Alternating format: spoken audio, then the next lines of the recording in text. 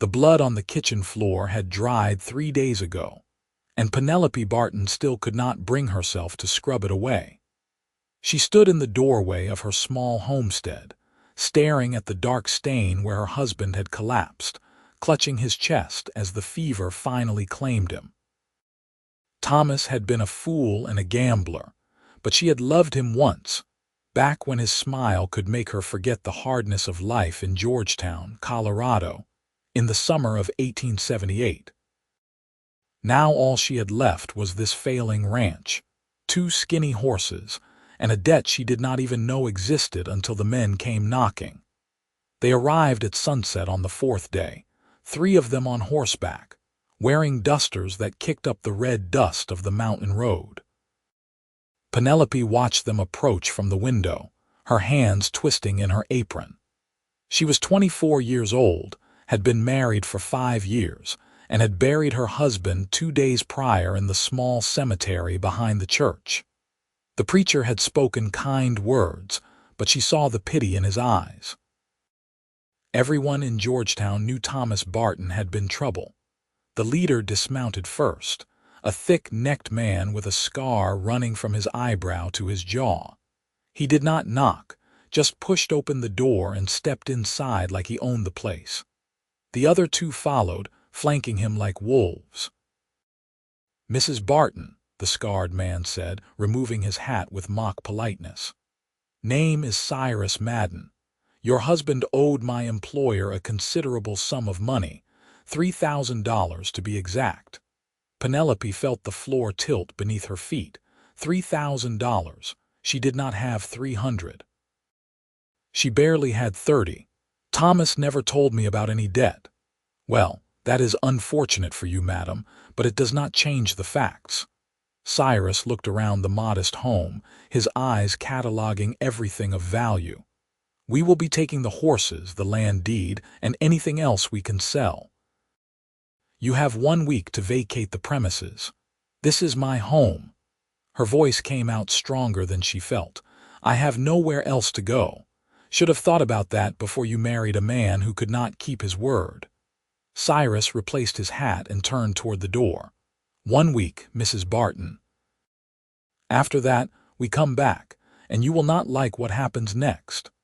They left her standing there, trembling with rage and fear. She waited until the sound of hoofbeats faded before she allowed herself to sink into a chair and cry. She cried for Thomas, for his weakness and his lies. She cried for herself, for the future that had just been stolen from her. And she cried because she had no idea what to do next. The following morning, she rode into town on her mare, Daisy, hoping to find some kind of help.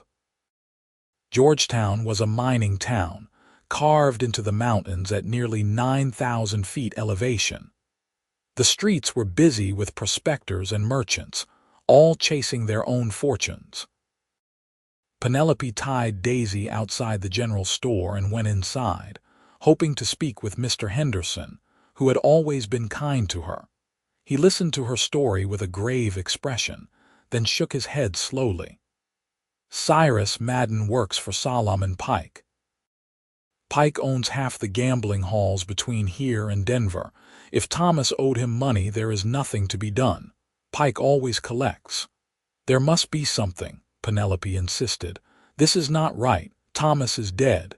The debt should die with him." "That is not how men like Pike see it." Henderson leaned across the counter, lowering his voice. "My advice, take what you can carry and leave town. Start over somewhere else.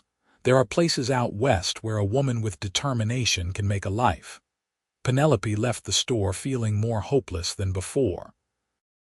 She wandered down the main street, past the saloons and the assay office, trying to think. She had no family, no friends with means to help her. Thomas had isolated her over the years, preferring to spend his time gambling rather than building relationships in the community. She was so lost in thought that she nearly collided with a man coming out of the feed store. He caught her elbow to steady her, and she looked up into a face that was all sharp angles and sun-weathered skin. He was tall, well over 6 feet, with dark hair that fell to his collar and eyes the color of creek water after a storm. "Sorry, madam," he said, releasing her arm immediately. "Did not see you there." "My fault," Penelope replied, stepping back. She noticed he wore his gun low on his hip, tied down like a man who knew how to use it. But his voice was gentle, and there was something in his expression that made her pause. "You look troubled," he observed. "Anything I can help with?" Penelope almost laughed at the absurdity of it. A stranger offering help when no one else would. "Unless you have $3,000 to spare, I doubt it." His expression shifted, became more focused. "That is a specific number. Who are you in debt to?" "I am not. My husband was. He died last week, and now Solomon Pike's men are coming to take everything I own." She did not know why she was telling this stranger her problems, but something about him invited confidence.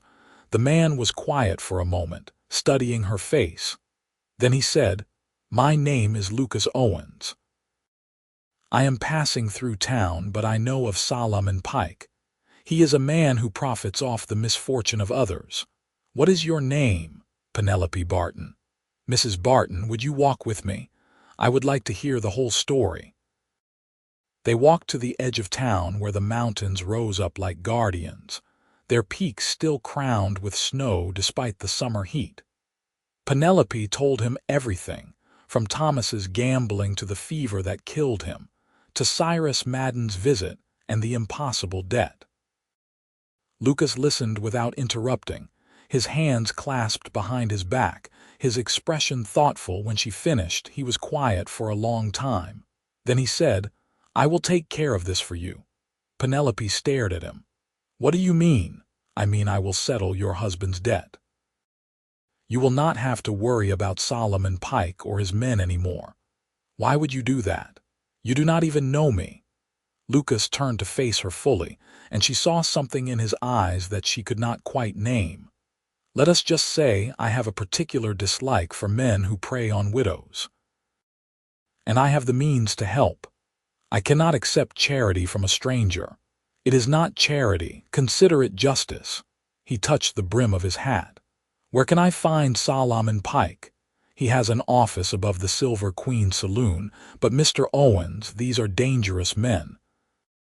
"I have dealt with dangerous men before, Mrs. Barton." His voice was calm, almost matter-of-fact. "Go home. Lock your doors. I will come by tomorrow to let you know it is settled." Before she could protest further, he was walking back toward town, his long strides purposeful. Penelope watched him go, torn between hope and fear. She did not know this man, did not know what he was capable of, or what his true intentions might be. But she also had no other options, no other lifeline to grasp. She rode home slowly, her mind spinning with possibilities. That evening, she finally scrubbed the blood from the kitchen floor, the repetitive motion helping to calm her nerves. She tried not to think about what Lucas Owens might be doing, tried not to imagine violence or bloodshed. Instead, she focused on the simple task before her, making her home clean again. Lucas found Solomon Pike exactly where Penelope said he would be, in a plush office above the saloon, counting money with 2 guards flanking the door. Lucas walked past the guards like they were not there, ignoring their protests as he pushed open the office door. Pike looked up from his ledgers, his small eyes narrowing. He was a portly man with thinning hair and fingers covered in gold rings. "Who the hell are you?" "Lucas Owens." "I am here about the Barton debt." Pike leaned back in his chair, a slow smile spreading across his face. "The widow send you. She is a pretty thing, shame about her husband, but business is business. How much did Thomas Barton actually owe you?" Lucas kept his voice level, his hands loose at his sides. $3,000. It is all documented." "Show me the documentation." Pike's smile faded. "I do not have to show you anything. Get out of my office before I have my men throw you out." Lucas did not move. "I am going to make you an offer, Pike. I will give you $1,000, which is likely twice what Barton actually owed you. In return, you forget the debt entirely. The widow keeps her home and we all walk away. 1,000, Pike laughed, but there was no humor in it. You must be joking. The debt is 3,000 and that is what I will collect. From a widow with nothing. You will take her land and get maybe 500 for it if you are lucky. Take my offer. Pike stood up, his face reddening. I do not negotiate with strangers who walk into my office making demands. Get out, now. Lucas sighed. He had hoped this would be simple, but he had known it probably would not be. I am going to tell you something, Pike, and I want you to listen carefully. I have tracked men across 3 territories. I have brought in outlaws that other men were too afraid to touch. I have a reputation that extends from here to the Mexican border, so when I make you an offer, you should take it seriously. Pike's eyes widened slightly as recognition dawned. Owens. Lucas Owens, I have heard of you. They say you are a bounty hunter, a killer for hire. They say a lot of things. Some of them are even true. Lucas took a step forward. Now do we have a deal? $1,000 and the widow's debt is cleared. Pike swallowed hard, his bravado crumbling. Fine. 1,000, but I want it now. Lucas pulled a stack of bills from his coat and dropped it on the desk. Count it, and I want a signed document stating that Penelope Barton owes you nothing. Pike counted the money with shaking hands, then scrawled out a quick note on a piece of paper, signing his name with a flourish. Lucas took the paper, folded it carefully, and tucked it into his coat. He turned to leave, then paused at the door. If you or any of your men go near Mrs. Barton again, I will come back, and next time we will not have a conversation. He did not wait for a response, just walked out, leaving Pike sputtering behind him. The next morning, Lucas rode out to Penelope's homestead just as the sun was cresting the mountains, painting the valley in shades of gold and amber. She was in the yard, feeding the chickens, and looked up in surprise as he approached. He dismounted and walked toward her, pulling the folded paper from his coat.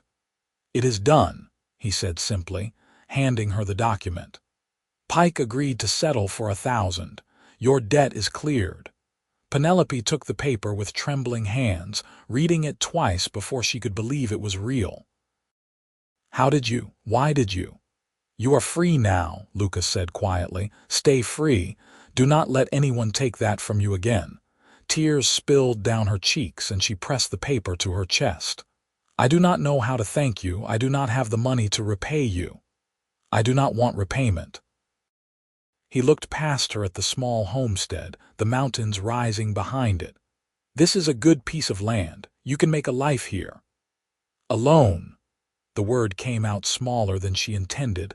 Lucas met her eyes and she saw something flicker there, a loneliness that matched her own. I suppose that depends on what you want. Penelope did not know what made her brave enough to say it, but the words came out anyway. Stay for breakfast. It is the least I can do.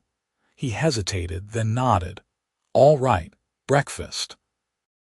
She led him inside, suddenly self-conscious about the modest home, the worn furniture, the simple life she led.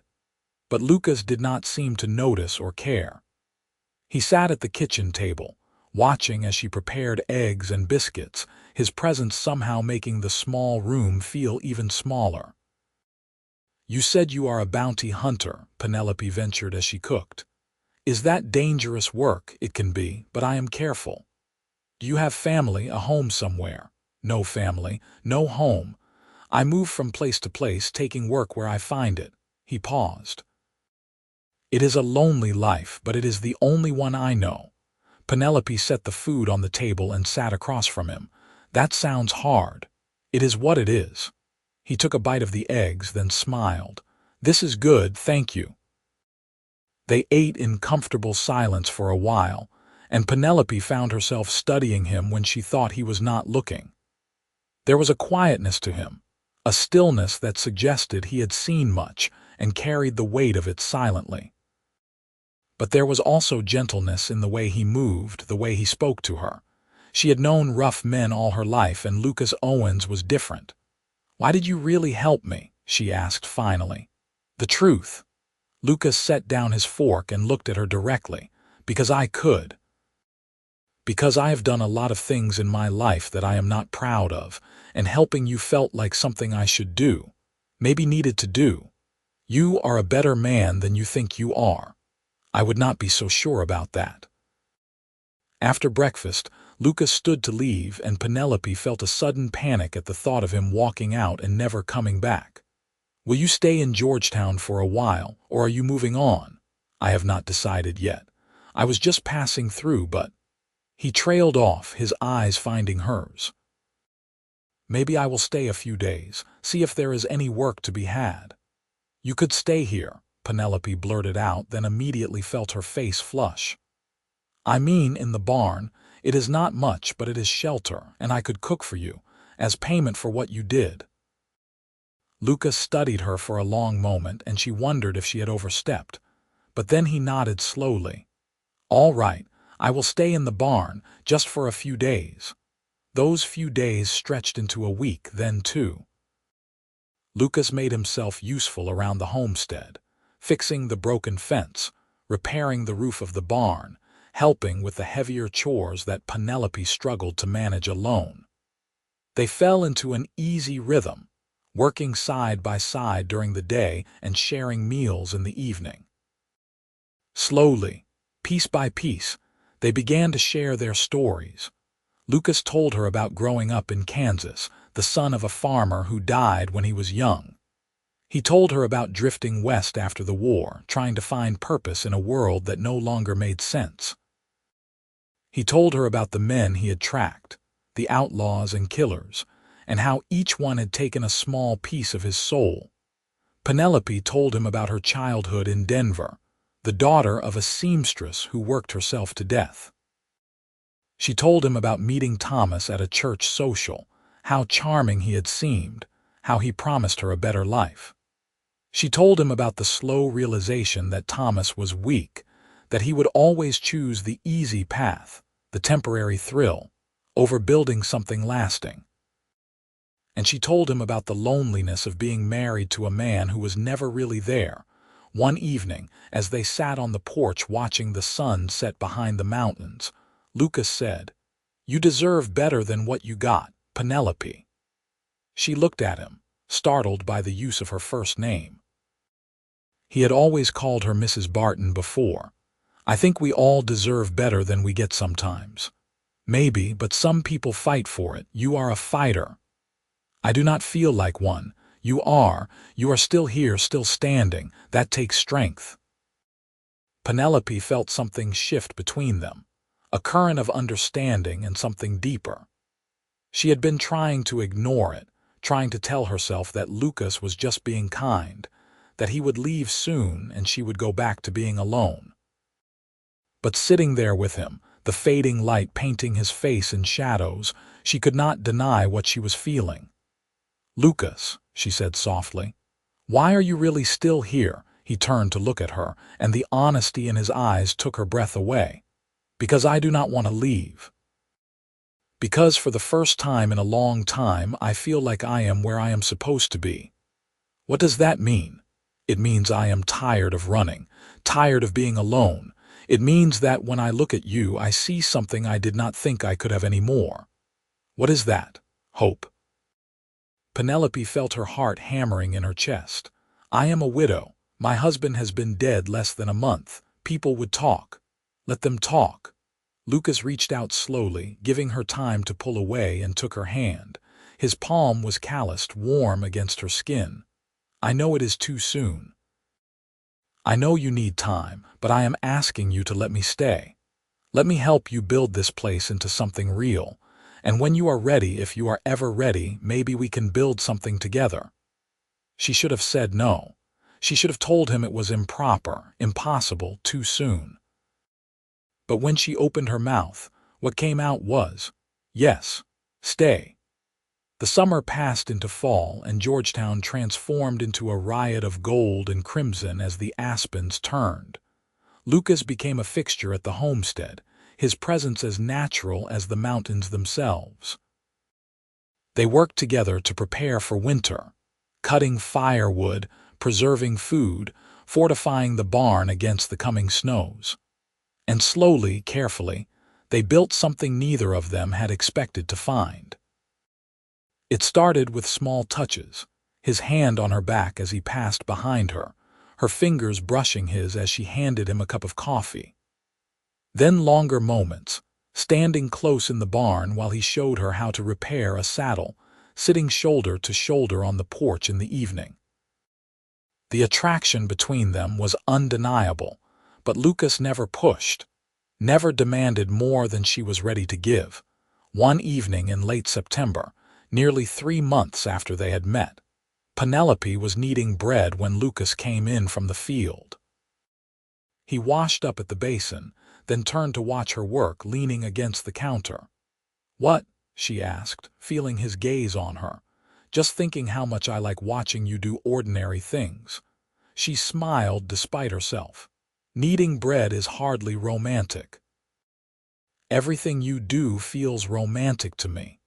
Penelope set down the dough and wiped her hands on her apron. She crossed to where he stood, her heart racing. "Lucas, I think I am ready." "Ready for what?" "To stop pretending that what I feel for you is just gratitude.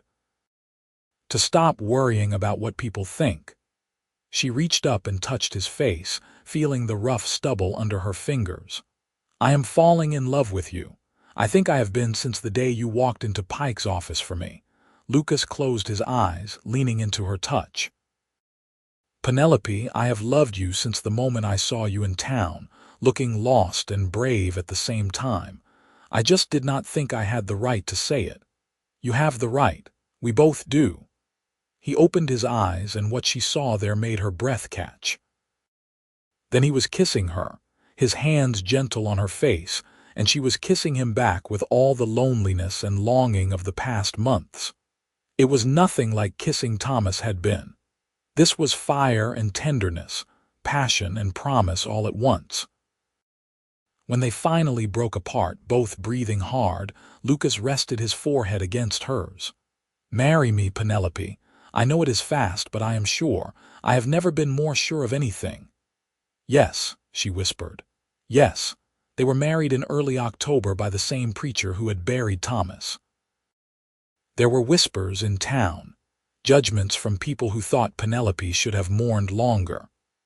But standing in that small church with Lucas beside her, promising to love and honor him, Penelope did not care what anyone thought. She had been given a second chance at happiness, and she was going to take it. Their wedding night was spent in the homestead, the same house where she had lived with Thomas, but it felt entirely different now. Lucas was patient and gentle, attentive to her needs in a way Thomas never had been. They lay together afterward, tangled in the sheets, and Penelope felt tears slip down her cheeks. "What is wrong?" Lucas asked, concerned. "Nothing. Everything is right. I just never knew it could be like this." He kissed her forehead. "It will always be like this, I promise." Winter came hard to Georgetown that year, with snowfalls that buried the homestead up to the windowsills. But inside, Penelope and Lucas built their own warmth. They spent the long evenings by the fire, talking and laughing, making plans for the spring. Lucas taught her to shoot, insisting that she should know how to protect herself. Penelope taught him to read better, patiently working through the primers she had saved from her childhood. In the quiet moments, Lucas would tell her about the life he had led before, the violence and the loneliness. And Penelope would listen, never judging, just holding his hand and reminding him that the past was past. He was a different man now, and she was a different woman. They were building something new together. One night in December, as they lay in bed listening to the wind howl outside, Lucas said, "I want to build you a bigger house. This place is fine, but you deserve more." "I do not need more," Penelope replied. "I just need you. Still, when spring comes, I am going to expand." Add a second bedroom, maybe a proper parlor. We will need the space eventually. Eventually, he turned to face her, a smile playing at his lips. For the children we are going to have. Penelope felt a warmth spread through her chest. She had not dared to think about children, not after the sadness of her first marriage. But with Lucas, everything felt possible. How many children are we having? As many as you want. I always wanted a big family. Then we should get started, she teased, and he laughed, pulling her close. Spring arrived with a rush of meltwater and wildflowers, and Lucas made good on his promise. He hired 2 men from town to help him expand the house, working from dawn until dusk to add the extra rooms. Penelope spent her days planting a garden, setting seeds for vegetables and flowers, imagining the home they were creating together. In May, she realized her monthly courses had stopped. She waited another week to be sure, then told Lucas over dinner. He lifted her up and spun her around, his joy so pure and uncomplicated that she laughed until her sides hurt. A baby, he kept saying. We are having a baby. We are, she confirmed, feeling tears of happiness on her cheeks. The pregnancy was easier than she had expected, though the summer heat made her uncomfortable. Lucas was attentive to the point of being overbearing, constantly worrying about her health. She finally had to sit him down and tell him that she was not fragile, that women had been having babies since the beginning of time. I know, he said, taking her hands, but you are my woman and this is our baby. I am allowed to worry. Worry a little less, she suggested. I am fine. We are fine. In late autumn, when the aspens were gold again, Penelope went into labor. Lucas rode into town to fetch the midwife, a capable woman named Mrs. Chen who had delivered half the babies in Georgetown. The labor was long and difficult, lasting through the night and into the next day. Lucas paced the kitchen, wearing a path in the floorboards, until Mrs. Chen finally emerged with a small bundle in her arms. You have a son, she announced. A healthy, loud son. Lucas all but ran into the bedroom where Penelope lay exhausted but smiling. She held their baby against her chest, and Lucas sat beside her, staring in wonder at the tiny face. He is perfect, Lucas whispered. He is, Penelope agreed. What should we name him? They had discussed names for months but could never quite agree. Now, looking at their son, Lucas said, How about Samuel, after my father? Samuel Owens, Penelope tested the name. I like it. Hello, Samuel. The baby yawned and they both laughed, giddy with exhaustion and joy. The next few years were the happiest of Penelope's life. Samuel grew into a bright, curious toddler with his father's eyes and his mother's determination. Lucas left bounty hunting behind entirely, focusing instead on building up the ranch. They bought more cattle, expanded the barn, and slowly became one of the more successful homesteads in the area. In the spring of 1882, Penelope gave birth to their second child, a daughter they named Rose. She had Lucas's dark hair and Penelope's smile, and from the moment she was born, she had her father wrapped around her tiny finger. Lucas would carry her everywhere, singing nonsense songs and making her giggle, watching him with their children. Penelope sometimes thought about Thomas and the life she had almost settled for. She did not hate Thomas anymore, did not even resent him. His death, in a strange way, had given her the life she was meant to have. But she never forgot those dark days after he died, the fear and the hopelessness. It made her cherish what she had now even more. One evening in late summer, when Samuel was 4 and Rose was 2, the family sat on the expanded porch watching the sunset. Lucas had one child on each knee, and Penelope sat beside them, her hand resting on her slightly rounded belly. They had not told the children yet about the new baby coming in the winter. Papa, tell us the story about the dragon, Samuel demanded, as he did every night. "There are no dragons in Colorado," Lucas replied, as he always did. "Then tell us about the bear," Rose chimed in. Lucas launched into an elaborate tale about a bear who learned to dance, and the children listened with rapt attention. Penelope watched them, her heart so full it ached. This was everything she had ever wanted, everything she had thought she could never have. After the children were in bed, Lucas and Penelope sat together in the quiet, his arm around her shoulders. "You ever regret it?" Penelope asked. "Giving up the life you had before?" "Not for a single second." Lucas kissed the top of her head. "That was not a life, it was just existing. This, you, our children, this is living." "I love you," she said simply. "I love you too, more than I can ever say." In December of 1882, Penelope gave birth to their third child, another son they named Matthew. The birth was easier this time, and Lucas was able to be in the room, holding her hand through the contractions. When Matthew was placed in his arms, Lucas looked at Penelope with such tenderness that she felt tears spring to her eyes. "Thank you," he said quietly, "for giving me this.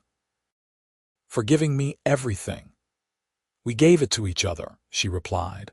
As the years passed, the Owens family became a cornerstone of the Georgetown community. Lucas's past was largely forgotten, and he was known instead as a dedicated father and a fair neighbor. He helped other homesteaders with their work, served on the town council, and never turned away someone in need. Penelope started teaching reading and arithmetic to the children of families who could not afford formal schooling. She held classes in their parlor twice a week, and Lucas would often join in, reading aloud from books they ordered from Denver.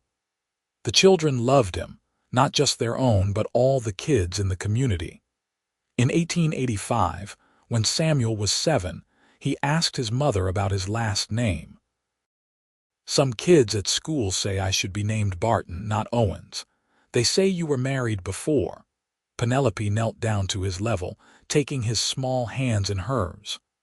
"I was married before to a man named Thomas Barton, but he died before you were born. Lucas is your father, the only father you have ever known and ever will know. You are Samuel Owens, and you should be proud of that name." "I am," Samuel said solemnly. "Papa is the best papa in the world. Yes, he is." That evening, Penelope told Lucas about the conversation, and she saw the emotion flicker across his face. "You think he will have questions as he gets older, about Thomas, probably. And when he does, we will answer them honestly, but there is nothing to hide. Thomas was my first husband, but you are the love of my life. That is the truth." Lucas pulled her close, resting his chin on top of her head. "I never thought I could have this. A family, a home, a purpose. You gave me all of that." "We gave it to each other," she repeated, the phrase that had become their private mantra. In the summer of 1887, when Penelope was 33 and Lucas was 36, they took a rare trip to Denver, leaving the children with a trusted neighbor. It was their first time away from the homestead since Samuel was born, and they wandered the city streets hand in hand like newlyweds.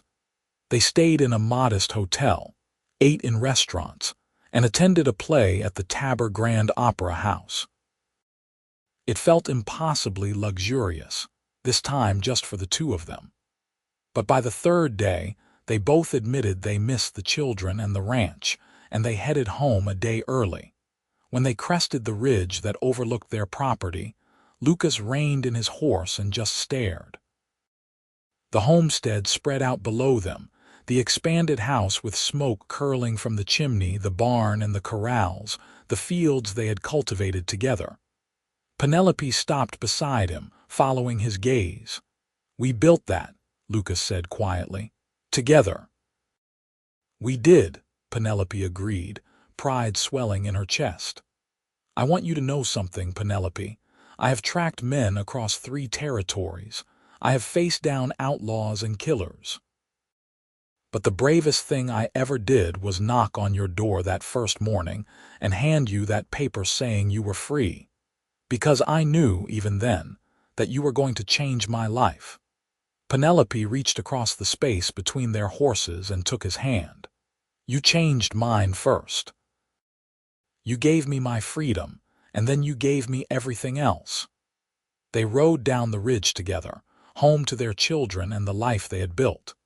That night, after Samuel, Rose, and Matthew were asleep, Lucas and Penelope lay in bed talking about the future. They wanted to expand the ranch further, maybe buy the adjacent property that had recently come up for sale. They talked about sending Samuel to a proper school in Denver when he was older, about teaching Rose to ride, about Matthew's first words. "You think we are done?" Lucas asked, his hand resting on Penelope's stomach. "With children, I mean," Penelope laughed. "3 seems like a good number. Why, do you want more?" "I want whatever you want. If you want 10 children, we will have 10. If you want to stop at 3, that is fine too." "Let us see what happens," Penelope said diplomatically. "We are still young. We have time." As it turned out, they had one more child, a daughter born in 1889 when Penelope was 35. They named her Lily, and she completed their family in a way none of them had expected. She was the baby, doted on by her older siblings and adored by her parents. By 1890, Samuel was 12 and already showing signs of becoming a fine young man.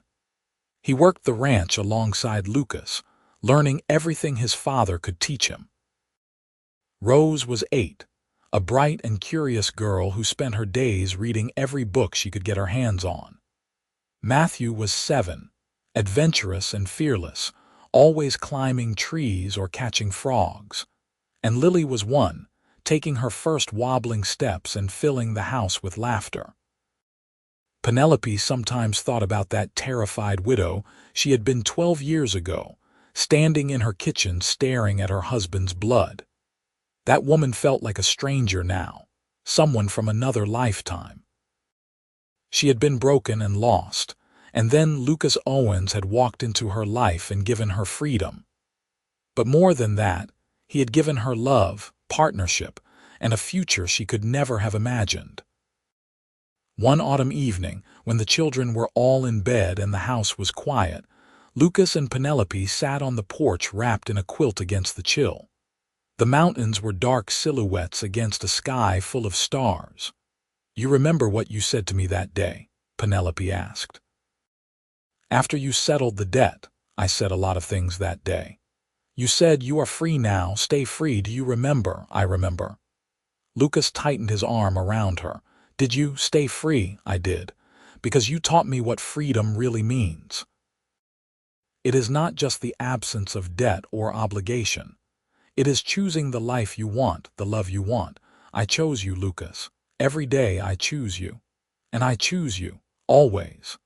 They sat in comfortable silence, watching the stars wheel overhead. Somewhere in the distance, a coyote howled and one of the horses nickered in response. These were the sounds of home, the rhythms of the life they had built together. Penelope thought about all the moments that had led them here, the pain and the joy, the struggle and the triumph.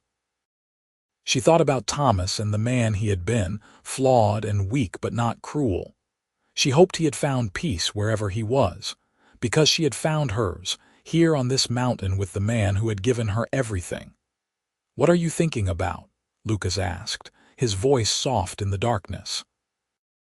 "How lucky I am, how lucky we are. Not luck, this was work. We built this together piece by piece. Then I am grateful for every piece, every moment." Lucas turned her face toward him and kissed her, slow and sweet. When he pulled back, he smiled. "You know what I think?" "What?" "I think we should go inside. It is getting cold out here." Penelope laughed, standing and pulling him up with her. "You just want to go to bed. Can you blame me? My beautiful wife is out here under the stars, and I would much rather have her inside where it is warm." They went inside, banking the fire and checking on the children one last time. Samuel was sprawled across his bed, one arm hanging off the side. Rose slept curled up like a kitten, her favorite book tucked under her pillow. Matthew was tangled in his blankets, and Lily was peaceful in her cradle, one tiny fist pressed against her cheek.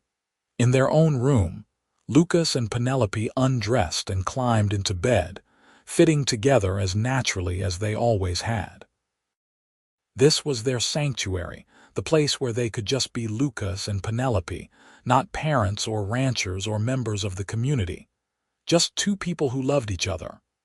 "I have been thinking," Lucas said after a while, "about expanding the ranch even more. Maybe hiring some hands to help with the work. Samuel is getting older, but he should have time to be a boy, not just work all the time." "That is a good idea. We can afford it now. We can afford a lot of things now. It is strange to think about. When I met you, I had nothing but my horse and my gun. Now I have a family, a home, a future." "You always had a future, Lucas. You just needed someone to share it with." He kissed her temple. "Go to sleep. Tomorrow is going to be a long day." "Every day is a long day on a ranch," Penelope teased, but she closed her eyes, content. The years continued to unfold, each one bringing its own challenges and joys. There were hard winters and dry summers, cattle lost to disease and crops that failed. But through it all, Lucas and Penelope faced everything together, their partnership unshakable. They had built something that would last, not just the physical ranch but a legacy of love and resilience. Samuel grew into a young man with his father's sense of justice and his mother's compassion. Rose became a teacher, inspired by her mother's example, and opened a school in town. Matthew followed in his father's footsteps, becoming a rancher with his own spread just north of Georgetown. And Lily, the baby, surprised everyone by becoming a doctor, one of the few women physicians in Colorado. As Penelope and Lucas grew older, they watched their children build their own lives and families, and they took pride in every accomplishment. They had given their children roots and wings, stability and freedom, and they had done it together. One day in the spring of 1910, when Penelope was 56 and Lucas was 59, they took a ride up into the mountains, just the two of them. They had been married for 32 years, and Penelope loved him more than she had on their wedding day, more than she had thought possible to love another person. They stopped at a meadow filled with wildflowers, and Lucas helped her down from her horse. They walked hand in hand through the blooms, not talking, just being together. Finally, they sat on a fallen log and Lucas put his arm around her shoulders. "You have any regrets?" he asked, the same question she had asked him decades ago. "Not a single one," Penelope replied. "This has been a beautiful life." "It has." Lucas looked at the mountains rising around them, the endless sky above. "I never thought I would live this long, you know. In my old life, I figured I would die young, violently. But you gave me a reason to stay alive, to grow old. We gave each other that. Tell me something, Penelope. If you could go back and change anything, would you?" She considered the question seriously. If she had not married Thomas, she would never have been in Georgetown to meet Lucas. If Thomas had not died, if he had not owed that debt, if Lucas had not walked into her life at exactly the right moment, everything would be different. It was a strange thought, that so much pain could lead to so much joy. "No," she said finally. "I would not change anything. Because every moment, good and bad, led me to you, and you are worth every struggle, every tear, every fear." Lucas kissed her, and it felt like the first time and the 1,000th time all at once. When they broke apart, he rested his forehead against hers. "I love you, Penelope Owens. I have loved you since the moment I saw you, and I will love you until my last breath. And I love you, always." They rode back to the ranch as the sun began to set, painting the mountains in shades of rose and gold. The house came into view, and Penelope felt the same swell of pride and gratitude she always did. This was home. This was where she belonged. That evening, their children and grandchildren came for dinner, a regular Sunday tradition. The house was full of noise and laughter, of children running and adults talking over each other. Lucas presided over the table, carving the roast and making jokes that had everyone laughing.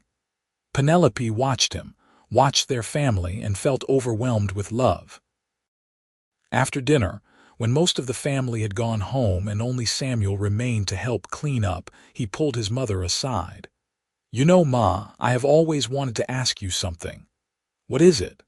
"Do you ever think about your first husband, about Thomas Barton?" Penelope was quiet for a moment, considering her answer. "Sometimes. Not often, but sometimes. He was not a bad man, Samuel. He was just a weak one, and his weakness led me to your father, who is the strongest man I have ever known. So I am grateful for the path I walked, even the hard parts." Samuel nodded slowly. "Pa told me once that he almost did not stop in Georgetown that summer. He was planning to ride straight through to California, but something made him stop and he met you." "I did not know that. He said it was fate. That some things are meant to be, and no matter what choices we make, we end up where we are supposed to be." "Do you believe that?" Penelope smiled. "I think we make our own fate to some extent, but I also think that sometimes the universe puts people in our path at exactly the right moment. Your father was my right moment, and I was his. That is a nice way to think about it." They rejoined Lucas in the parlor, and Samuel eventually left for his own home. Lucas and Penelope were alone again, as they had been thousands of times before. They sat by the fire, not needing to fill the silence with words. After so many years together, they could communicate without speaking, understanding each other perfectly. "What did Samuel want to talk about?" Lucas asked eventually. "He asked about Thomas, about fate. What did you tell him?" "The truth. That everything that happened, good and bad, led us to each other, that I would not change a thing." Lucas took her hand, threading his fingers through hers. "Neither would I. You know, Penelope, when I walked into Solomon Pike's office that day, I thought I was just helping a widow in trouble. I did not know I was walking toward my entire future." "But you did. You walked toward me, and you have never walked away. Never will." They sat in the firelight, two people who had been through so much and come out stronger on the other side. They had built a life together from nothing, from fear and debt and loneliness. They had created a family, a home, a legacy. And they had done it with love, patience, and an unshakable commitment to each other. As the fire burned low and the night grew late, Lucas helped Penelope to her feet.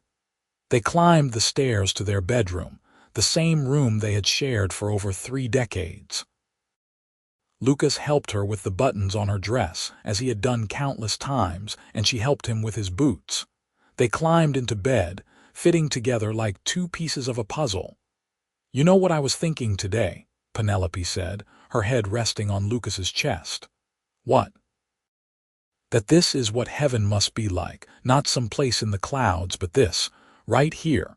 You and me, our family, this life we built. If I died tomorrow, I would die happy." "Well, let us not talk about dying. We have a lot of living left to do." "Do we?" "Of course. We have grandchildren to spoil, a ranch to run, and at least 40 more years of arguing about who left the gate open." Lucas's voice was light, teasing, but she heard the emotion underneath. Penelope laughed softly. 40 years. You are an optimist. I am a realist. We are both too stubborn to die young." They drifted off to sleep wrapped in each other's arms, content and complete. And in the morning, they would wake up and do it all again, because that was what love was. Not just the grand gestures or the passionate moments, but the everyday choice to stay, to work, to build. To be partners in every sense of the word. The years that followed were full and rich. Lucas and Penelope grew old together. their hair turning silver, their faces lining with the marks of a life well lived. They slowed down, handing more of the ranch work over to Samuel and his family. But they never stopped being active, never stopped being present in each other's lives and in the lives of their children and grandchildren. They took walks in the evenings, just as they always had, holding hands and talking about everything and nothing. They celebrated anniversaries and birthdays, marked milestones and mourned losses.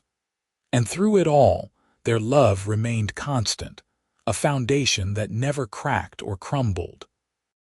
In the summer of 1920, when Penelope was 66 and Lucas was 69, they renewed their vows in a small ceremony surrounded by their family. It was Lucas's idea, a way to reaffirm the commitment they had made all those years ago.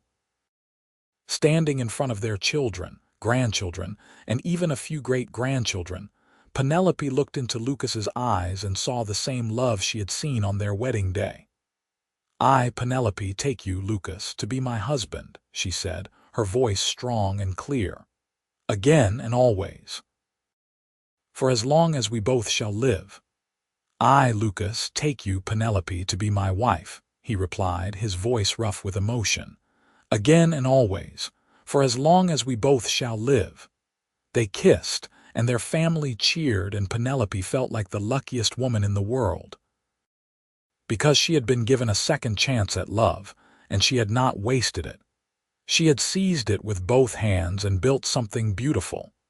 In the autumn of 1925, Lucas fell ill with pneumonia. It came on suddenly, and despite the care of their daughter Lily, who was a skilled doctor, he did not recover. Penelope sat by his bedside for 2 weeks, holding his hand and telling him stories of their life together. She reminded him of the day they met, of their wedding, of the birth of each of their children. She told him about the laughter and the tears, the struggles and the triumphs. And she told him, over and over, that she loved him. On a clear October morning, with the aspens golden outside the window, Lucas opened his eyes and looked at her with perfect clarity. "Penelope," he whispered, "my beautiful Penelope." "I am here," she said, tears streaming down her face. "I am always here. I love you. I have loved you every day since I met you. You made me a better man. And you made me a better woman. You saved me, Lucas, in every way a person can be saved. You saved me too." He squeezed her hand weakly. "Promise me something, anything. Promise me you will stay free. Do not spend the rest of your life grieving. Live, Penelope, be happy." "I will try," she whispered, though she could not imagine a life without him. "That is all I ask." Lucas closed his eyes, a small smile on his lips. "Thank you for everything." He took one more breath, then another, and then he was gone. Penelope sat there holding his hand, feeling like her heart had been ripped from her chest. The man who had saved her, who had loved her, who had been her partner in every sense of the word, was gone. The funeral was held 3 days later, and it seemed like half of Georgetown turned out to pay their respects. Person after person came up to Penelope, sharing stories about how Lucas had helped them, supported them, been a friend to them. She heard tales she had never known, acts of kindness and generosity that Lucas had never mentioned. It was clear that he had touched many lives, but none more than hers.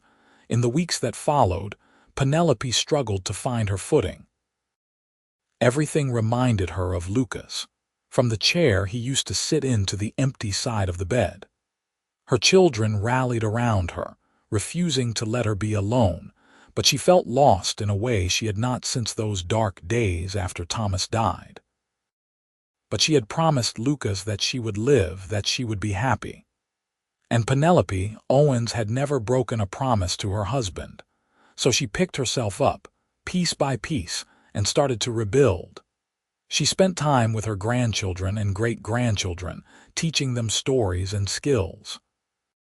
She tended the garden Lucas had helped her plant decades ago. She volunteered at Rose's school, helping children learn to read. Slowly, she found a new rhythm, a new purpose. It was not the same as having Lucas by her side, but it was something. And on quiet evenings, when she sat on the porch watching the sunset, she could almost feel him there beside her, his hand in hers. Penelope lived for another 15 years after Lucas died, long enough to see the country change dramatically, to meet great-great-grandchildren, to celebrate her 81st birthday. She never remarried, never even considered it. Lucas had been the love of her life, and she was content to carry his memory with her until they could be together again. On a warm spring day in 1940, surrounded by her family, Penelope closed her eyes for the last time. Her last thought was of Lucas, of the day he had handed her that paper and said, "You are free now, stay free." She had been free in the truest sense of the word, free to love, to live, to build, and she had done all of those things right up until the very end. They buried her next to Lucas on a hillside overlooking the ranch they had built together. The headstone was simple, bearing both their names and a single inscription chosen by their children, "Together always." And in the years that followed, the Owens family continued to thrive, carrying forward the legacy of love and resilience that Lucas and Penelope had built. The ranch stayed in the family, passing from generation to generation, a testament to what two people could create when they had courage, commitment, and love. Samuel's grandson, working the same fields his great-grandfather had cultivated, would sometimes pause and look up at the mountains, thinking about the stories he had been told. About the widow who had lost everything and the cowboy who had given her freedom. About two people who had found each other in the darkness and built a life full of light. And when he went home to his own wife and children at the end of each day, he tried to love them the way Lucas had loved Penelope, completely and without reservation. Because that was the true legacy, not the land or the money or the buildings, but the love that had started it all. The Owens family remained a cornerstone of Georgetown for generations, and even as the town changed and modernized, the story of Lucas and Penelope was passed down like a treasured heirloom. It became a reminder that even in the hardest times, even when everything seemed lost, love could find a way. That freedom was not just the absence of chains, but the presence of choice.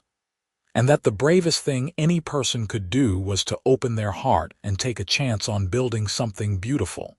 In the end, that was what Lucas and Penelope had done.